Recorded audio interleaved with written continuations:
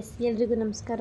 Almost ತುಂಬ ದಿನ ಆಯಿತು ಪಾರ್ಟ್ 3 ಬಿಟ್ಟು, ಸೊ ಪಾರ್ಟ್ 4 ಕಂಟಿನ್ಯೂ ಮಾಡೋಣ ಅಂತ. ನಾವು ಅವತ್ತೇ ಹೇಳಿದಾಗೆ ನಾವು ಒಂದೇ ದಿನ 7 ಟೆಂಪಲ್ಸ್ನ ಕವರ್ ಮಾಡಿದ್ವಿ. ಮೀನ್ಸ್ ಆನ್ ದ ವೇನೇ ಇತ್ತು, ಸೊ ಕವರ್ ಮಾಡೋಕ್ಕೆ ಈಸಿ ಕೂಡ ಆಯಿತು. ಆನೆಗುಡ್ಡ ಗಣಪತಿ ಟೆಂಪಲ್ನ ಮುಗಿಸ್ಕೊಂಡು ನಾವು ಹೊರಟಿದ್ದು ಸ್ಟ್ರೈಟ್ ಉಡುಪಿಯಲ್ಲಿ ಶ್ರೀಕೃಷ್ಣ ಪರಮಾತ್ಮನ ದರ್ಶನ ಪಡೆಯೋಕ್ಕೆ ಅಂತ ಹೊರಟ್ವಿ. ನಾವು ಬ್ಯಾಕ್ ಗೇಟಿಂದ ಹೋದ್ವಿ. ಅಲ್ಲಿ ತುಂಬ ಚೆನ್ನಾಗಿ ಡ್ಯಾನ್ಸ್ ಆಡ್ತಾಯಿದ್ರು, ಏನೇನೋ ಮಾಡ್ತಾಯಿದ್ರು. ಎಲ್ಲನೂ ನೋಡೋಕ್ಕೆ ಒಂಥರ ಕಲರ್ಫುಲ್ಲಾಗಿ ಚೆನ್ನಾಗಿ ಕಾಣಿಸ್ತಾಯಿತ್ತು. ಅವತ್ತು ಬೇರೆ ಏಕಾದಶಿ, ಅಲ್ಲಿ ಊಟ ಇರಲಿಲ್ಲ ಅವತ್ತು. ನೋಡಿ ಈ ಥರ ಎಲ್ಲ ಹಂಗೆ ಇದೆ, ಅಡುಗೆ ಮಾಡಿಲ್ಲ ಅವತ್ತು. ಸೊ ನಾವು ಲೈನಲ್ಲಂತ ಹೋದ್ವಿ. ಆ್ಯಕ್ಚುಲಿ ಲೈನ್ ತುಂಬ ಜಾಸ್ತಿನೇ ಇತ್ತು. ಇದು ಬಂದು ಕೊನೆಯ ದಿನ, ವರ್ಷದ ಕೊನೆಯ ದಿನ ನಾವು ಹೋಗಿದ್ದು 31 ಡಿಸೆಂಬರ್ 2025 ಸೊ ರಶ್ ಕೂಡ ತುಂಬ ಜನ ಇದ್ದರು. ದೇವ್ರು ನೋಡೋಕೆ ತುಂಬ ಜನ ಬಂದಿದ್ರು ಅನಿಸುತ್ತೆ. ನಾನು ಫಸ್ಟ್ ಟೈಮ್ ನೋಡ್ತಾ ಇರೋದು ಉಡುಪಿ ಶ್ರೀಕೃಷ್ಣ ಟೆಂಪಲ್ಲು. ನಾನು ನೋಡೇ ಇರಲಿಲ್ಲ ಒಂದು ಸಲನೂ. ಸೊ ತುಂಬ ಚೆನ್ನಾಗಿತ್ತು. ಅದನ್ನು ಮುಗಿಸ್ಕೊಂಡು ನಾವು ನೆಕ್ಸ್ಟ್ ಹೋಗಿದ್ದು ದುರ್ಗಾ ಪರಮೇಶ್ವರಿ ಟೆಂಪಲ್ ಕಟೀಲ್ಗೆ. ಇದನ್ನು ನಾನು ತುಂಬ ಇನ್ಸ್ಟಾಗ್ರಾಮಲ್ಲಿ ನೋಡ್ತಾಯಿದ್ದೆ, ಎಷ್ಟು ಚೆನ್ನಾಗಿ ತೋರಿಸ್ತಾಯಿದ್ರು. ಈ ಮಾನ್ಸೂನಲ್ಲಂತೂ ಅದು ನಿಮಗೆ ಗೊತ್ತಿರೋ ಹಾಗೆ ಅದು ದ್ವೀಪ ದೇವಸ್ಥಾನ. ಸುತ್ತ ಬೋಟ್ ಥರ ಇದೆ ಕನ್ಸ್ಟ್ರಕ್ಷನ್ ಟೆಂಪಲ್ದು. ಸುತ್ತಲೂ ನೀರಿರುತ್ತೆ. ಎಷ್ಟು ಚೆನ್ನಾಗಿ ಆ ಕಡೆ ಈ ಕಡೆ ದೇವಸ್ಥಾನ ಒಳಗಡೆ ಕೂಡ ಹೋಗಿ ನೋಡಿದೆ ನಾನು. ಆ ಬಾಗಿಲಲ್ಲಿ ನೀರು ಬರುತ್ತೆ, ಈ ಬಾಗಿಲಲ್ಲಿ ನೀರು ಬರುತ್ತೆ ಅಂತ. ತುಂಬ ಚೆನ್ನಾಗಿತ್ತು. ನಾವು ಹೋದಾಗ ಆ್ಯಕ್ಚುಲಿ ನೀರು ಇರಲಿಲ್ಲ, ಸೊ ಏನೋ ಒಂಥರ ಅನಿಸ್ತಾಯಿತ್ತು. ಬಟ್ ನೀರಿದ್ದಾಗ ಹೋದಿದ್ರೆ ಇನ್ನೂ ತುಂಬ ಚೆನ್ನಾಗಿ ಫೀಲ್ ಆಗ್ತಾಯಿತ್ತು ಅಂತ ಅನಿಸುತ್ತೆ. ದೇವರು ಕೂಡ ನೋಡೋಕ್ಕೆ ತುಂಬ ಅಂದರೆ ತುಂಬ ಚೆನ್ನಾಗಿತ್ತು.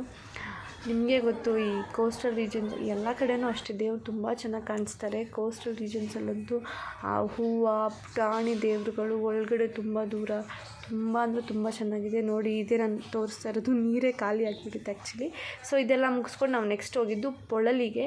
ಯಾರೋ ರೆಫರ್ ಮಾಡಿದ್ದು ನಮಗೆ, ಇಲ್ಲಿ ನೀವು ಅಷ್ಟು ಹತ್ರ ಇದ್ದೀರಲ್ಲ, ಈ ಟೆಂಪಲ್ಗೆ ಕೂಡ ಹೋಗ್ಬಿಟ್ಟು ಬನ್ನಿ, ಸೊ ತುಂಬ ಚೆನ್ನಾಗಿದೆ ಅಂತ. ನಾವು ಅಲ್ಲಿಂದ ಆ್ಯಕ್ಚುಲಿ ಇನ್ನೊಂದು ಸ್ವಲ್ಪ ದೂರನೇ ಆಯಿತು. ಇದು ಬಂದು ಪೊಳಲಿಲಿರೋದು ರಾಜರಾಜೇಶ್ವರಿ ಟೆಂಪಲ್ ಅಂತ. ಆಲ್ಮೋಸ್ಟ್ ಈವ್ನಿಂಗ್ ಆಗೋಗ್ಬಿಟ್ಟಿತ್ತು ನಾವು ಹೋದಾಗ. 6:30 ಅನ್ನೋಂಗೆ ಹೊರಟ್ವಿ. ಒಳಗಡೆ ಕೂಡ ಅಪ್ಪ ಎಷ್ಟು ಚೆನ್ನಾಗಿ ಕಾಣಿಸ್ತಾಯಿತ್ತು. ಆ ಇಂಡಿಯನ್ ಕಲ್ಚರು, ಟ್ರೆಡಿಷನ್ನು ಅವ್ರು ಯೂಸ್ ಮಾಡಿದೆ ಅದು ಸರಿ ಮಾಡಿದ್ರಂತೆ ಒಂದು 2-3 ಇಯರ್ಸಿಂದ. ಸೊ ಅದು ನೋಡಿದ್ವಿ. ಅದು ಮುಗಿಸ್ಕೊಂಡು ನೆಕ್ಸ್ಟ್ ನಾವು ಸ್ಟ್ರೈಟ್ ಹೋಗಿದ್ದು ಆದಿಸ್ಥಳ ಕೊರಗಜ್ಜ ಸ್ವಾಮಿ ದೇವಸ್ಥಾನಕ್ಕೆ. ತುಂಬ ಕೊರಗಜ್ಜ ಸ್ವಾಮಿ ದೇವಸ್ಥಾನಗಳಿವೆ, ತುಂಬ ಹುಡುಕ್ತಾಯಿದ್ವಿ. ಆ್ಯಕ್ಚುಲಿ ನಮಗೆ ಕನ್ಫ್ಯೂಸ್ ಆಗ್ತಾಯಿತ್ತು, ನಾವು ಯಾವ ದೇವಸ್ಥಾನಕ್ಕೆ ಹೋಗಬೇಕು, ಯಾವ ದೇವಸ್ಥಾನಕ್ಕೆ ಹೋಗಬಾರ್ದು ಅಂತ. ಹೋಗಬಾರ್ದು ಅಂದರೆ ಹಾಗಲ್ಲ, ಯಾವುದು ಮೇನ್ ಟೆಂಪಲ್ ಅಂತ. ಸೊ ಆಮೇಲೆ ಗೊತ್ತಾಯಿತು ಇದೆ ಅಂತ. ಇಲ್ಲಿ ಬಂದ್ವಿ. ಇಲ್ಲಿ ನೋಡಿದ್ವಿ, ಇನ್ನೂ ಕನ್ಸ್ಟ್ರಕ್ಷನ್ ವರ್ಕ್ ನಡೀತಾ ಇತ್ತು. ಅವರೇ ಕೂಡ ಹೇಳ್ದಂಗೆ ನಮಗೆ ಡೊನೇಷನ್ ಮಾಡಿ ಆ ಥರ ಈ ಥರ ನಾವು ಕೇಳಲ್ಲ. ಅವ್ರು ಬಂದು ಭಕ್ತರು ಕೇಳ್ಕೊಂಡು ಹೋಗ್ತಾರೆ. ಸೊ ಅವ್ರಿಗೇನಾದರೂ ಬಂದರೆ ಅವರು ನೆಕ್ಸ್ಟ್ ನಾನು ಬರ್ತೀನಿ ಅಂತ ಅಂದ್ಕೊತಾರೆ. ಸೊ ಭಕ್ತರು ಬರೋದೇ ನಮಗೆ ಒಂಥರ ಒಳ್ಳೆಯದು. ಅವರೇ ಇದೆಲ್ಲ ಮಾಡಿಸ್ತಾ ಇರೋದು. ಇನ್ನೂ 2 ಇಯರ್ಸ್ ಆಗುತ್ತೆ ಇದು ಫುಲ್ ಫಿನಿಶ್ ಕನ್ಸ್ಟ್ರಕ್ಷನ್ಗೆ. ಅವ್ರಿಗೆ ಒಳ್ಳೇದಾದರೆ ನಮಗೆ ಸಾಕು ಅಂತ ಅಲ್ಲಿರೋ ಜನಗಳ ಹೇಳ್ತಾಯಿದ್ರು. ಸೊ ಅದು ಕೂಡ ಖುಷಿಯಾಯಿತು. ಇಲ್ಲೊಂದು ಟೆಂಪಲ್, ಅಲ್ಲೊಂದು ಟೆಂಪಲ್, ಅದು ಒಂದು ಇದು ಒಂದು ಅಂತೆಲ್ಲ ಹೇಳ್ತಾಯಿದ್ರು. ಯಾವ್ಯಾವ ದೇವಸ್ಥಾನ ಅಂತ. ಆಮೇಲೆ ಅಲ್ಲಿ ನೋಡಿದ್ದು ನಂಗೆ ಶಾಕ್ ಆಗಿದ್ದು, ಇಲ್ಲಿ ಪ್ರಸಾದ ಥರ ಅಂದರೆ ಯಾವ ನಾವು ದೇವ್ರಿಗೆ ಏನು ಕೊಡ್ತೀವಿ, ಹೂವು ಆ ಥರ ಅಲ್ವಾ. ಸೊ ಇಲ್ಲಿ ಅವ್ರಿಗೆ ಹೇಳಿದರು ಬಿಯರ್ ಅದು ಕೊಡಬೇಕು, ಆಮೇಲೆ ಚಕ್ಲಿ ಆ ಥರ ಏನೋ ಒಂದು.